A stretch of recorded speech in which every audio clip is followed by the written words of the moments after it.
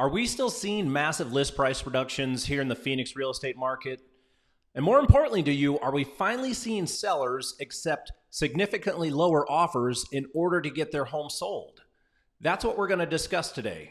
There has been a lot of discussion regarding the market slowing down, but homes are still selling, and I want to know if anyone's getting a deal. So we're going to take a look at some of the recent closings over the past couple weeks, and we're going to dive into what they're actually selling for. And I'm going to specifically look at Opendoor because they have a lot of inventory and the perception is they want it gone. So if you think that info might be helpful to you, then stay tuned.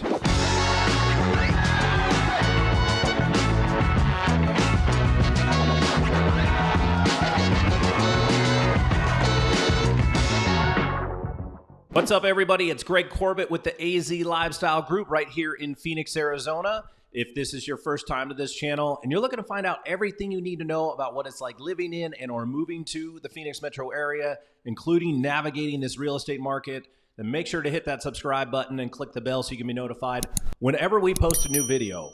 We are helping people from all over when it comes to finding the best places and neighborhoods to live here, and we absolutely love it. So if you're even thinking about making a move and you need any assistance whatsoever, give us a call, send us a text, shoot us an email, however you want to get a hold of us. We got your back when it comes to moving to the Phoenix metro. All right, guys, so I wanted to take some time and kind of take a look at this today because there still seems to be a lot of disagreement as far as where the market's headed and if it's going to be trending into a buyer's market, what that means for pricing versus the people who are like, hey, look, the inventory is still low and sellers still have an advantage right now. And, who actually ends up winning? Or do sellers get the number or close enough number that they're looking for right now? Or do buyers have a higher advantage of what's going on? So I pulled up this article. This is a recent article from August 30th from the Phoenix Business Journal talking about, it not being a buyer's market just yet.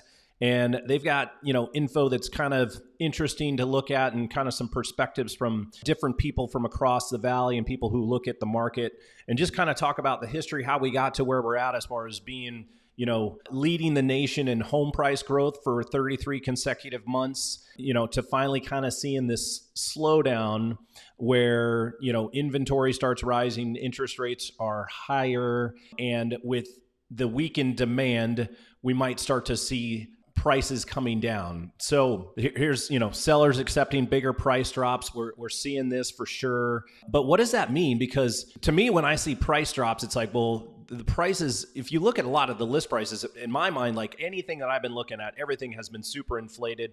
It is just based on the short window of time we had in this insanity earlier this year, and it doesn't look at anything past that. So to me, there hasn't been anything that has made a lot of sense. And then if we look at the Cromford report right now, just kind of give you an example of what's going on. So you guys are probably familiar with this based on a lot of other agents kind of doing the data on this. We're at 105.9. So we're still at this balanced market. We're still at this low demand, but a low supply. And we're just kind of at this, I've talked about this in some of my market updates. We're at this kind of stalemate where, buyers might not be ready to pull the trigger based on the interest rates and the prices right now. So a lot of people are holding back, and sellers are in the same boat. They're like, hey, look, this is a price I think my house is worth, and I'm going to, hold on to that price as much as I can. So it's trying to kind of figure out how to navigate that and figure out what makes sense. So in my mind, it goes back to who has the most pressure to make a move.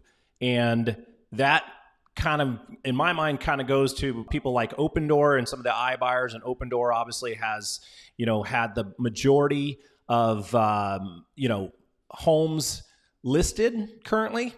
So, listed for sale. They have a lot of inventory. So for me, looking at Opendoor can help us try to figure out, number one, are sellers taking significantly lower offers? Because Opendoor has, been putting out a lot of information trying to say, hey, we want to get a lot of homes sold by the end of September. There's a push to kind of get a lot of inventory off the books.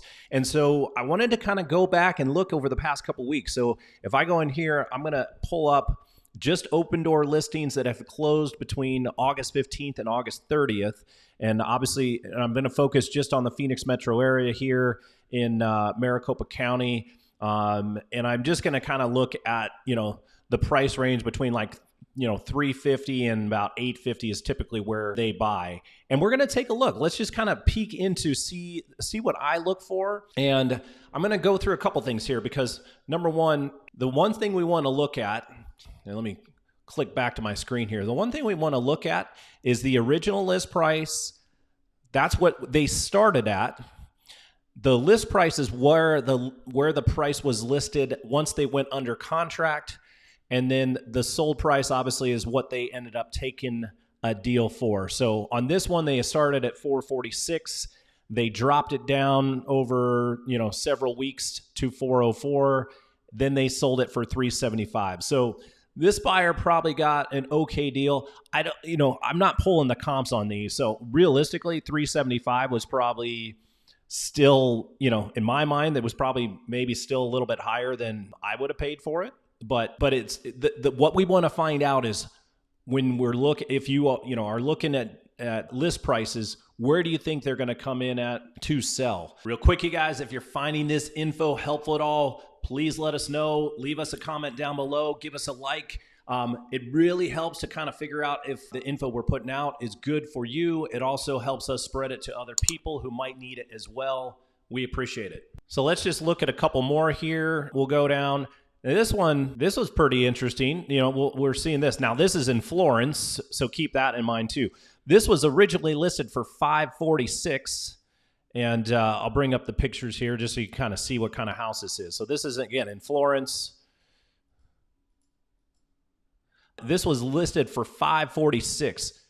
Why anybody would list a house for $546 in Florence is beyond me. It's been a while since I've been there, but I don't remember anything in that price range in Florence. So that stuff just surprises me. They dropped it down to $451, and then they sold it for $385. So this one, they took a pretty significant price cut from their $451 price to get to $385. Here's one in Apache Junction. Again, a lot of this stuff is on the outskirts. $505 list price originally, similar to Florence. Why you have a $500 list price and a house in Apache Junction, beyond me. They dropped it down to $430, sold for $393.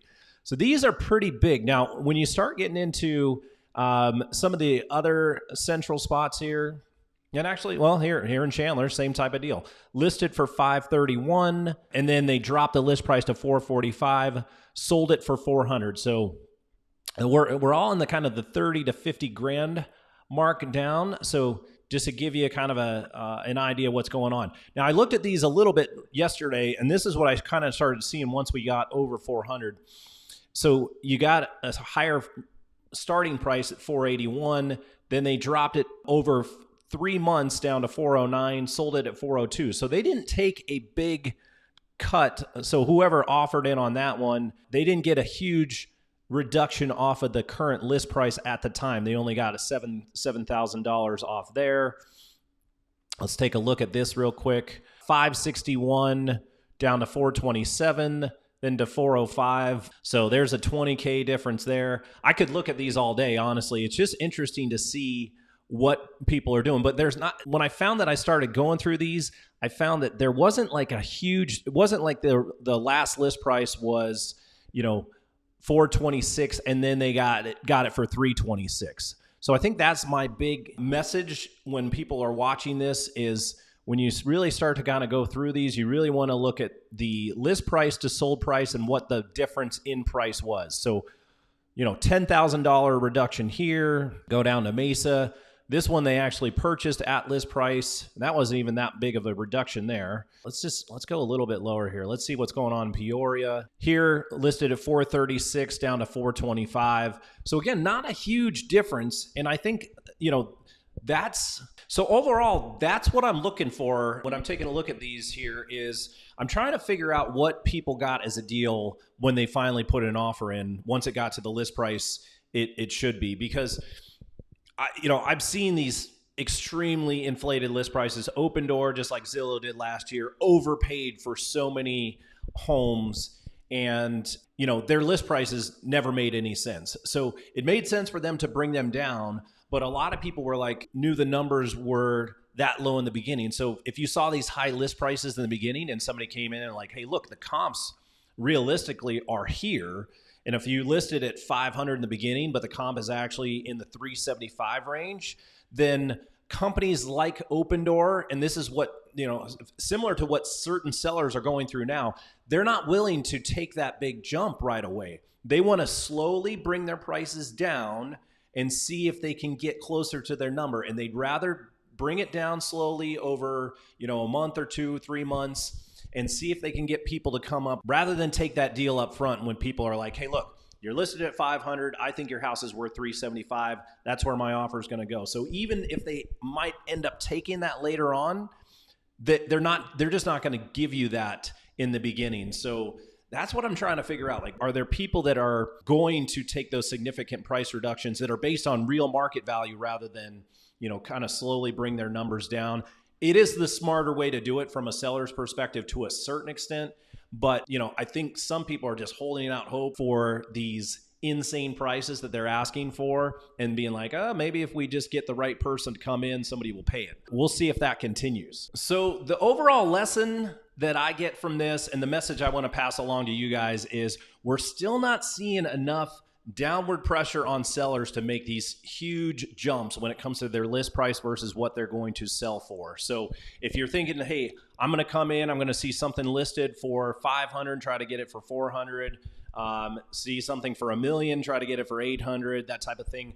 That's what we're not seeing a whole lot of movement on currently. Sellers are still holding their ground. We're seeing big list price reductions, but those list price reductions are based on these crazy prices anyway. They don't make that big a difference, but sellers are going to kind of slowly come down to kind of see what's going on. Until we see a lot more inventory, I think there's going to be, a lot of people out there that'll be like, hey, look, this is the pricing. If you want to get in, this is what it's going to take. And if you don't want to do that, then feel free to go find a rental, that type of thing. That's a hard thing to do as well. So we're going to keep an eye on this. We're going to figure out where the pressure is going, whether the pressure goes back to the buyers to finally make the decision to pull the trigger on some of these higher prices, or whether the sellers have to kind of push their prices down to get things rolling again. Everybody's kind of trying to figure that out. We're going to keep an eye on it for you. In the meantime, if you guys have questions, definitely let us know. Leave us a comment down below. Reach out to us. We're here to help guide you. We'll leave our contact info on screen. As always, we're helping people every day when it comes to finding the best places and neighborhoods to live here. We absolutely love it, and we really want to help you figure out the market conditions as well. So give us a call, send us a text, shoot us an email, however you want to get a hold of us. We got your back, and until the next video, we'll catch you later.